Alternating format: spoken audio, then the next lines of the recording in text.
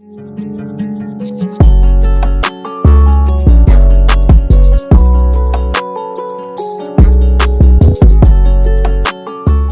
and welcome to the Black People Show. We're your hosts. I'm Ahmed. I'm Dejan. I'm Hannah. I'm Keziah. We hope you guys had a great midwinter break. We hope y'all stay tuned because we got a couple surprises. Let's get into it.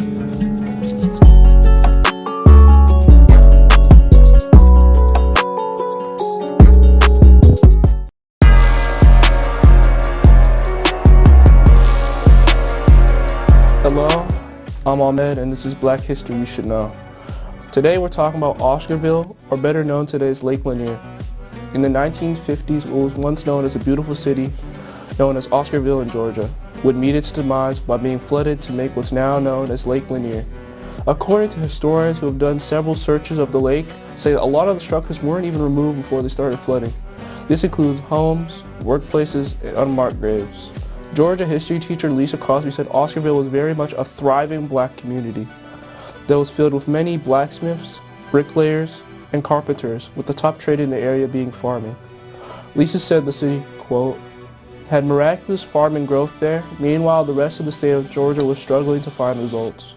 It's unknown who made this beautiful city, and it's such a shame it's never looked upon during both black history or history in general. Why do those people never get any kind of compensation for having to relocate? How is it okay or legal for our people to deal with these injustices? Something should have been done and consequences should have been taken. Sadly, Seahawks, this is all the time we have today. I'll see you in the next episode.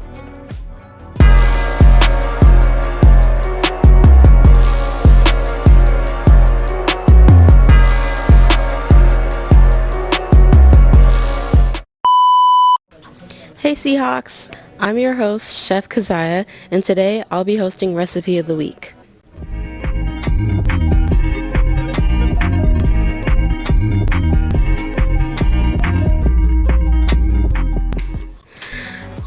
This recipe of the week is jambalaya. This dish is believed that it was created in the port of New Orleans. The earliest known recipes were found in cookbooks from the city published in 1885. The word jambalaya is a mix of a French word, jambon, meaning ham, with the word aya, meaning rice in African. There are two versions of jambalaya. There's the Creole version that was cooked in New Orleans and the Cajun version that was cooked in the rural parts of Louisiana. Creole jambalaya is made using tomatoes. This dish is left with a red hue, and because of it, that's how it got its name, called the red jambalaya. Cajun jambalaya does not use tomatoes. In this recipe, the meat is cooked first on its own until it's caramelized, and it makes a brown color from the meat dissolving in the broth. It also has a smokier taste compared to Creole jambalaya. And for the recipe, first I mince the Holy Trinity, which is onions, peppers, celery, and I saute them. While those started to brown, I also diced some andouille sausage, and I seasoned my chicken and added it to the pot. Then I added some chicken bouillon and some red tomato paste.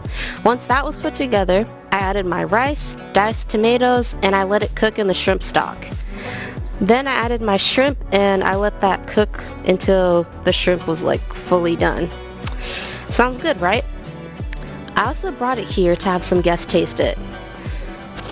Hey guys, it's Omi. And I'm Vanessa. And today we're trying Keziah's jambalaya.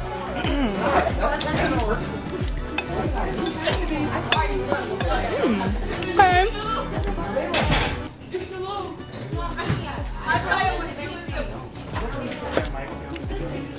I really like the shrimp. Shrimp is one of my favorite things. Yeah. It tastes really good. The spices are really good. Yeah, I like all the meat and everything. Everything goes together really well. I'm gonna finish this actually. I'm starving. Yeah. Thanks, Keziah. Vanessa approves. Omi approves.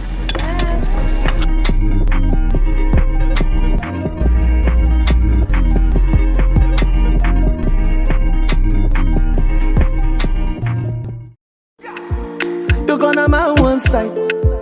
You make me give number. Me no feel look. Hey, I'm Hannah, and today I'm with Miss Luam, a mental health therapist here at Self. What are ways to bring awareness of the importance of mental health care? I think it's first to acknowledge that we are all different human beings that come from all different walks of life. And so we all have different cultural values and backgrounds that make us who we are and is very important to our identity. So I think it's always important to show up and provide cultural competency and bring awareness to other people's culture in a respectful way. And so what that can look like is just being curious, right? Like getting to know somebody's culture and finding ways that you can kind of implement that in ways that you are talking to people, being respectful and being mindful that maybe they have different value systems, maybe they have different beliefs, but they should all be respected and cared for. And I think it's important to kind of bring that up and acknowledge that because mental health comes from a very westernized perspective. And so in the beginning of time, no one really acknowledged the importance of cultural awareness or showing up as being a culturally competent person or a mental health therapist.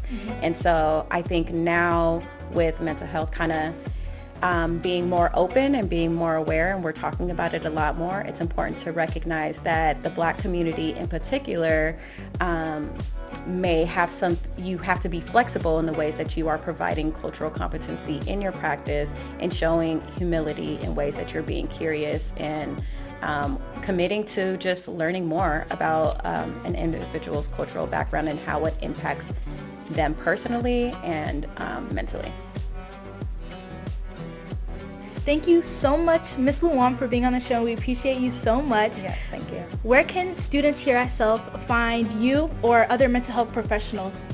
You can find me in 252R in the social work office. So I work alongside Ms. Ari and Ms. Shannon. So if anyone is experiencing any kind of mental health challenges or just needs somebody to talk to, you can go in there and let them know, and then they will put a referral for whoever best fits the needs of you and whatever it is that you're coming in with. Other resources that you can find mental health services, particularly for Black individuals or Black family, is therapyforblackgirls.com is a good place to look. There's also another resource called therapyforblackmen.com. There are several other resources as well. Another one is multiculturalcounseling.org, where you can filter through what kind of therapist it is that you're looking for, depending on demographics or your needs, and it'll kind of filter through and find whoever it is that matches your population or the demographic that you want to see in therapy. Awesome. Thank you so much, Ms. Luan. Yes, thank you. Yes, and always support Black education. Yup, check it out, check it out. Me, I go show you love as long as you know with nature. Your body must go kill him, and I know mine. Hey, you went flying Billy Spur. Hey, you went driving around the world. Hey, you went brown like.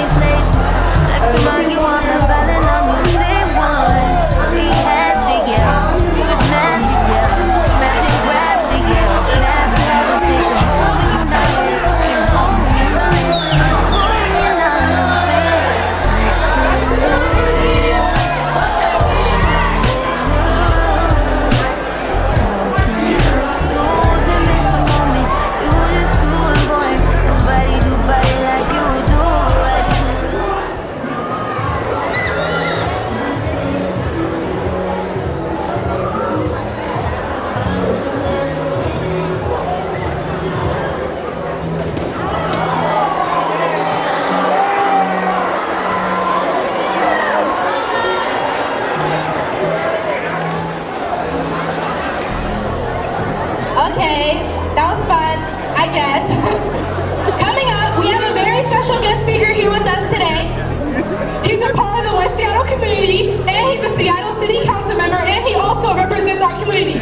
Everybody give a warm welcome to Rob Saka!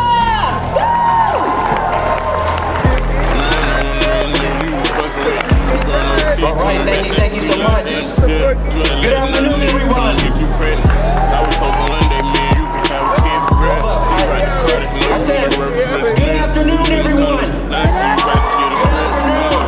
When I say good afternoon, I'm greeting you. You greet me in response. One more time. Good afternoon, everyone. Good afternoon. All right, I'm loving the energy. I'm loving the vibes in this building right now. She's gonna do everybody. We got a 5-year-old out here. Come on, guys. I want to show you what.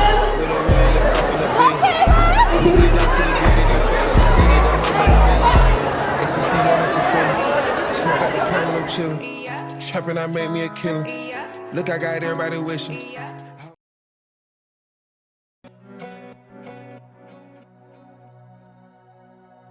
Curses? Nah, what is that? No, not at all. If you haven't, you're in luck, because today's main segment is all about breaking generational curses in the black community. So what do generational curses look like in the black community? They can look like experiencing intergenerational trauma and managing health or wealth struggles. An example of generational trauma is how fearful we are to be pulled over by the cops or have an interaction with the police. Wealth struggles look like struggles accessing well-paying jobs and the lack of home ownership within the black community. An example of a health struggle is anxiety, depression, and physical health struggles like diabetes due to historical food access limitations. We're going to start the segment with a conversation about overcoming generational trauma. This is the effect of trauma that trickles down throughout generations. It looks like working twice as hard, having to be strong, just praying about it, you're getting anxiety when a loved one leaves the house, or using substances to numb your pain or not think about your problems. Research shows black Americans have the highest risk of experiencing PTSD than any other racial or ethnic group. This stems from centuries of systemic racism. Due to discrimination, many black folks are not able to get the mental support help that they need and do not have the tools to utilize the systems that are in place for people in crisis. From enslavement to Jim Crow, and most recently the killings of unarmed brown and black people all over the country, all of these moments have impacted black Americans. Even though that these problems lurk deep within the black community, there is always a solution. Some of those, like unlearning unhealthy habits, stereotypes, and behaviors. We as a community also need to learn how to acknowledge each other's feelings and experiences, because a lot of the time there's been a traumatic experience and we've always overlooked it. There also needs to be accountability taken by the systems that have made this trauma happen. There are a lot more changes that need to happen within our community. On a systemic level, having access to universal health care, a higher living wage, and transformative justice practices would make a big difference. On a personal level, we can work on acknowledging our feelings and knowing it's okay to be overwhelmed and to seek support. We can also work to unlearn healthy habits and fill that space with healthier coping strategies. Here at South, we have social workers in 252R, the Teen Health Center, and there are so many trusted adults on campus you can talk to. Find one that you know, that you trust, and know that they are always here to support you. Unfortunately, we are out of time today, but this is such an important topic, we're going to give more time to it next week with more generational wealth and health. So stay tuned for our final episode of this season's Black History Month show. We're your hosts, Ahmed, Jalen, and Kaden. Alright, peace, y'all. Peace.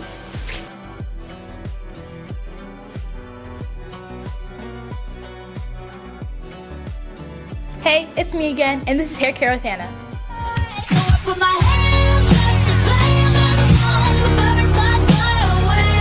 In this week's episode, I love to touch on protective styles and versatility with our hair. Protective styles date way back to 3500 BC, which originated from African culture. It was a unique way then to show religion, wealth, age, and other deep cultural symbolism. But mainly, protective styles is used to protect our hair from heat damage, tension from everyday styling, or any other type of damage. Here are some examples of protective styles: twists, locks, bantu knots, and other forms of braids, and many more. I highly suggest watching YouTube videos on more styles and really depth information on how to even do them. Our hair type is very versatile and there's always something to learn about. Let's continue this journey of celebrating our textures, communicating more about our struggles and challenges that comes with the beauty that we have. Thank you for watching. Again, I'm Hannah and this is Hair Care with Hannah. See you next week.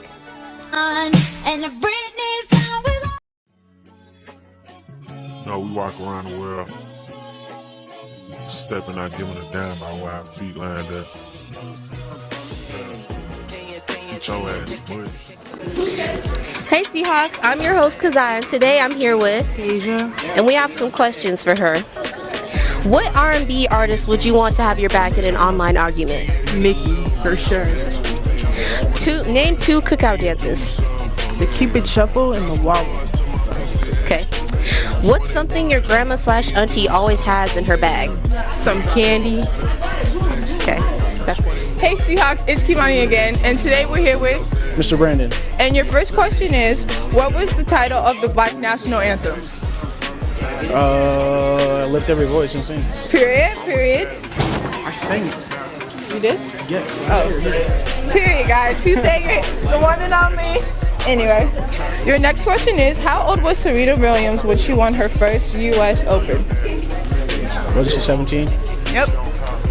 And then, how long did the bus boycott last? A couple months. I don't remember. I don't know exactly. 2 months? Well, it was 381 days. A whole year. Crazy. And cut.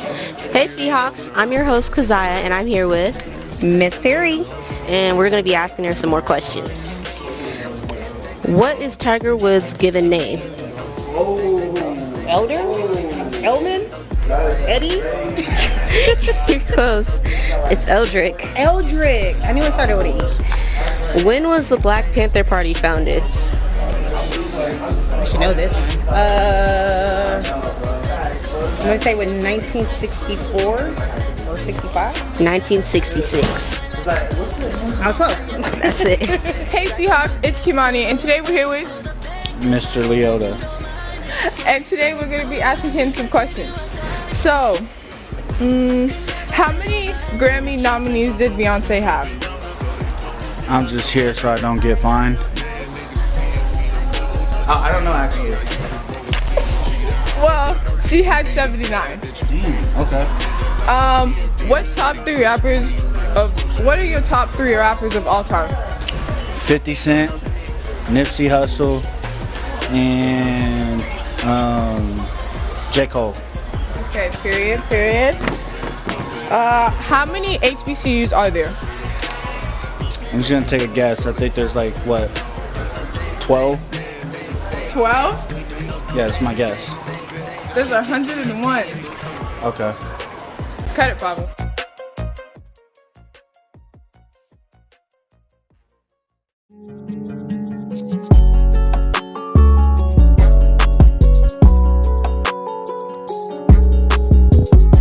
Once again, we're your hosts. I'm Kazaya. I'm Hannah. I'm Dejan. And I'm Ahmed. And we hope you enjoyed the Black History Month show. We're glad that we could provide you a lot of evidence and information that you needed for Black History Month. And we'll see y'all next time, man.